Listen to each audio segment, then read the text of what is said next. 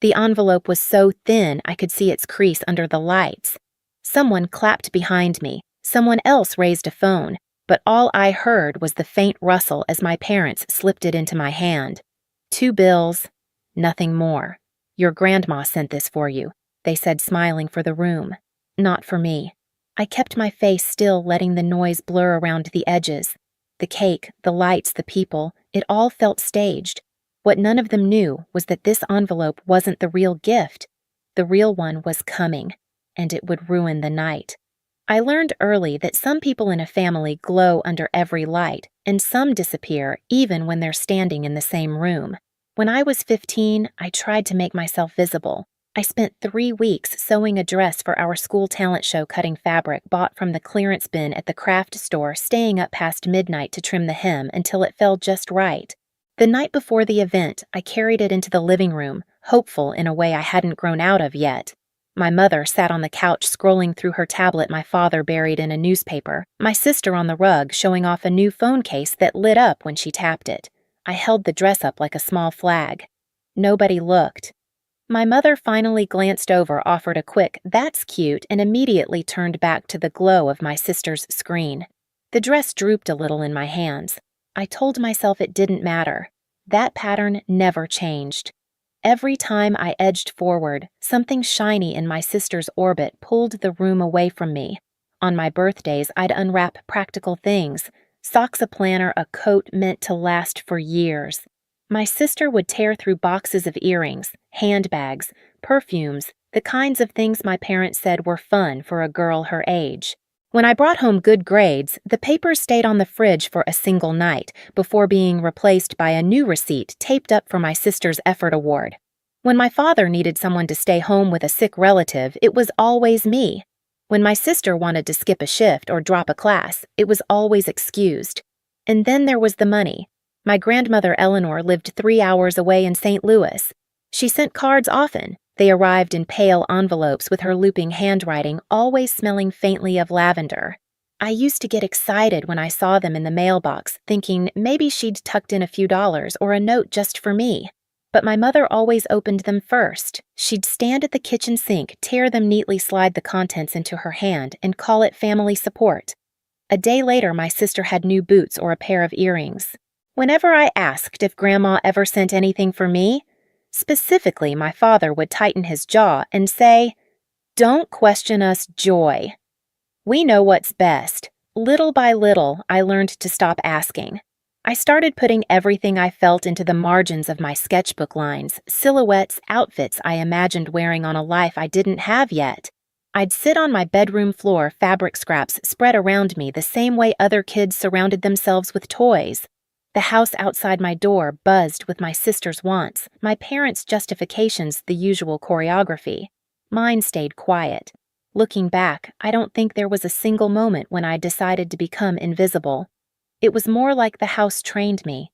Every small dismissal, every turned head, every envelope that never reached my hands, they folded me into the background until silence felt like the safest place to stand. That was the day I learned my place in this family, and it was a place that would follow me for years. The weeks after graduation felt strangely bright on the surface. My parents hosted small dinners, played cheerful music in the mornings, acted lighter than I'd seen them in years. But the brightness had edges, sharp ones. My mother came home one afternoon wearing a necklace I had never seen before, thin gold catching the kitchen light. She touched it like it was nothing. "A little extra support from your grandma," she said, brushing past me to reach the spice cabinet. The same phrase appeared again 2 days later when she wore emerald earrings that matched nothing she owned. My father picked up the pattern too. He started mentioning a spa downtown, talking about weekly appointments like they were prescriptions. "It helps me unwind," he'd say, dropping his keys on the table, the gleam of a new watch sliding into view as if by accident. None of it fit our life. None of it fit the tight budget speeches I'd grown up hearing. Lila, of course, leaned into the glow. She walked into the kitchen one evening with a designer handbag hooked over her wrist, the logo catching the overhead light. "Isn't it gorgeous?" she said, flipping her hair before pulling out a smartphone so new it still had the protective film on. I asked her how she could afford it. She laughed softly, the kind of laugh meant to dismiss, not amuse. Mind your own business, Joy. I tried to. I really did. But it got harder when the house itself started slipping. A box from a delivery company sat half open in the hallway, another piece of jewelry for my mother. The receipt lay next to it, its total circled in pen. Later that night, while walking past my parents' bedroom, I heard my mother's voice through the cracked door. She was on the phone, laughing. "The bonus from your mother, it's more than enough," she said, her voice light, careless. I stopped in the hallway, one foot in the sliver of light, the other in the dark. I didn't push the door. I didn't ask what she meant. I just stood there, absorbing the pieces, forcing them into a shape I wasn't ready to name. The next morning, my mother complained about bills while fastening her new bracelet. She said we're all making sacrifices and looked directly at me. I stirred my coffee. The spoon slowed, stopped, then moved again. I didn't say a word. I just smiled. The morning after my mother's comment, I walked to work earlier than usual. The air was cool, the kind that sits on your skin before the sun settles.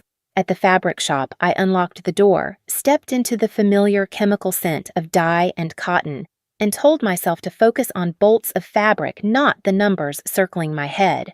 Still, every time I cut a length of muslin or refolded a stack of patterns, flashes of new jewelry handbags and spa memberships slipped in like unwanted threads. Something was off. Something was wrong. And pretending not to see it felt suddenly impossible. Maya noticed before I said anything. During our usual coffee break, she slid into the seat across from me at the cafe, her hair pulled into a loose bun, name tag still clipped crooked to her shirt from her bookstore shift. "You look like you haven't slept," she said, stirring sugar into her drink without taking her eyes off me. I shrugged, tracing the rim of my cup. The house feels different. Different how I hesitated. Words like stolen money and suspicious spending felt too heavy to speak out loud. They're buying things that don't make sense. Spa appointments, jewelry, bags, phones. Stuff we have never afforded. Stuff we shouldn't afford. Maya leaned forward. "Where is the money coming from?" The question landed in the center of my chest. I looked out the window, watched the city move around us, buses pulling in people crossing streets, the steady rhythm of a world that made more sense than the one inside my house.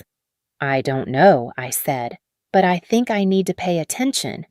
"Joy," she said, voice low but firm, "you've ignored things your whole life. Maybe it's time you start watching." So I did.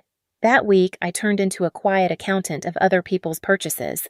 At home, I noted the small developments, the bracelet my mother wore, though she never owned jewelry before the watch. My father checked even when he wasn't late for anything, the way Lila walked differently with her new bag swinging at her side.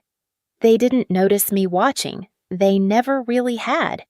At the fabric shop during slow hours, I opened my sketchbook and began writing numbers in the margins, estimated costs of the items they flaunted.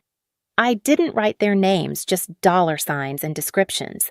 A small secret ledger built into the background of my designs.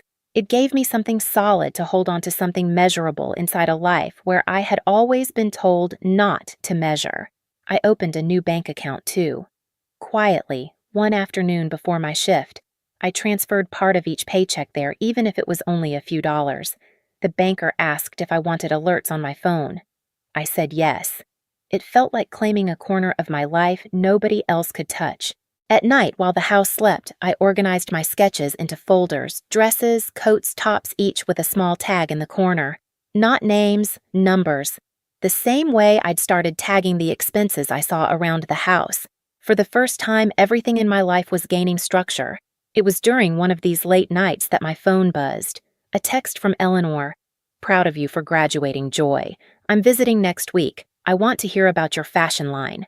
My stomach tightened. My mind flew straight to the envelope, the thin crease, the 2 bills, the smile my parents performed for the room, and then to the jewelry, the spa, the phone Lila twirled in her hand. I read the message again, and again. I didn't know what to say. The next evening, I called Maya from my apartment above the garage. "She's coming," I said, and I don't know what to tell her. You tell her the truth. I don't want to blow up my family." Maya exhaled. Joy. They blew it up. You're just walking through the smoke. I didn't answer, but her words stuck. The days leading up to Eleanor's visit felt like watching a stage being built. My mother scrubbed the house until her hands were raw. My father rehearsed stories about hard times and stretching what we have. Lila did nothing, scrolling on her phone, occasionally asking if her outfit looked casual rich. I went to work, came home, and watched all of it quietly. The house didn't feel like a home, it felt like a set. And I felt strangely detached from the roles everyone expected us to play. On the day Eleanor arrived, the air smelled like roasted chicken and polished wood. The table was set with dishes we only used for holidays. My mother fussed over placemats. My father adjusted silverware. Lila checked her reflection in the microwave door. When Eleanor stepped inside, her presence cut through the room. She hugged me first, tightly, warmly, and said, "My designer." I felt something loosen in my chest. A thread finally pulled free. Dinner began with safe topics: traffic, weather, my job at the fabric shop. I answered carefully, offering versions of the truth that wouldn't disrupt anything. I kept my voice, even my eyes, down when necessary. But every time Eleanor asked about my fashion line, about progress, about plans, something thudded inside me.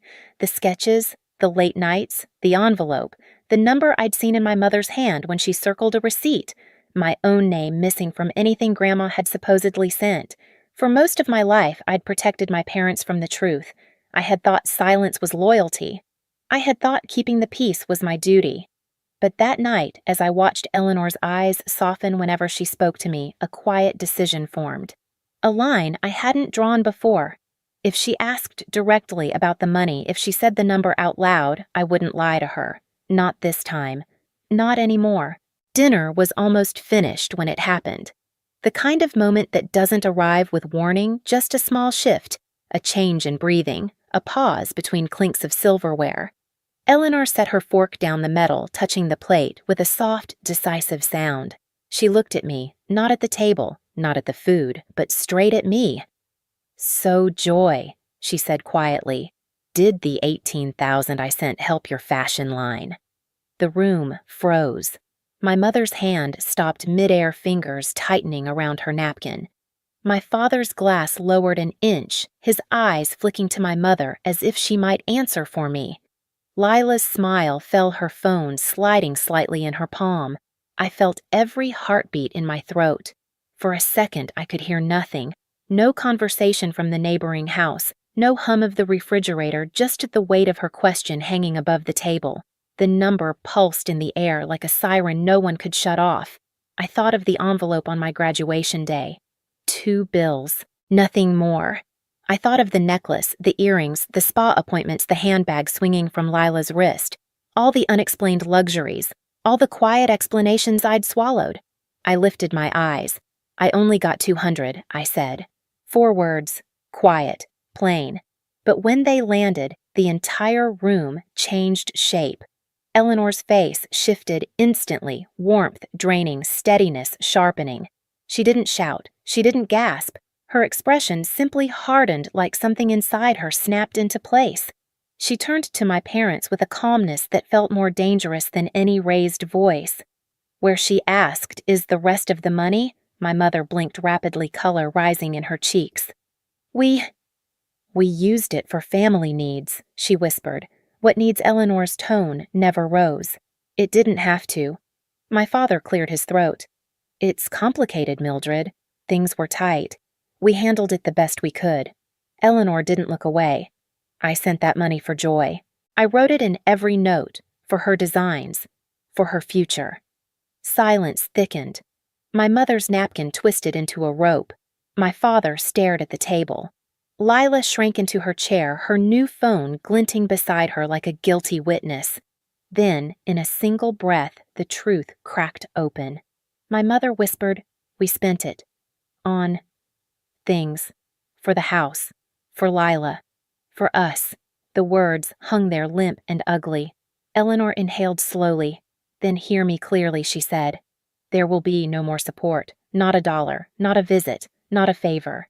She turned back to me, and her eyes softened just slightly. "From now on, anything meant for you comes directly to you." No middle hands.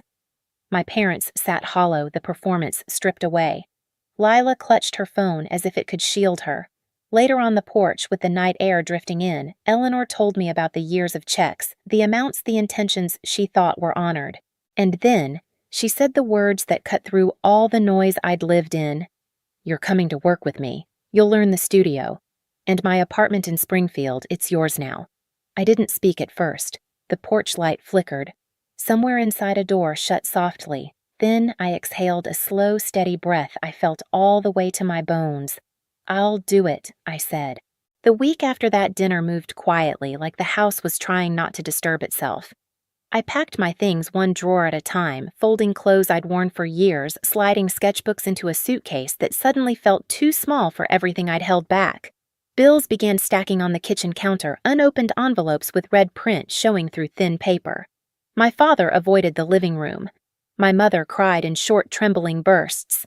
Lila stayed mostly in her room, her phone lighting the doorway each time she checked it. On the morning I left, the house felt colder than usual. My suitcase stood upright by the door, the zipper drawn tight. My mother pleaded first, her voice cracking around the words. My father tried to frame everything as a misunderstanding. Lila said she didn't know the money was meant for me. Maybe that was true. Maybe it wasn't. Either way, it no longer mattered. I didn't raise my voice. I didn't explain myself. I just said, "You took what was meant for my future and spent it on yourselves. I can't trust you anymore." Then I opened the door and stepped out, the sound of it closing behind me, softer than I expected. The apartment Eleanor gave me was small but bright. Morning light spilled across the floor, warming the blank walls, making the empty space feel like possibility instead of lack. I made coffee, sat at a small table by the window, and opened a fresh sketchbook. For the first time, the page didn't feel like escape, it felt like direction.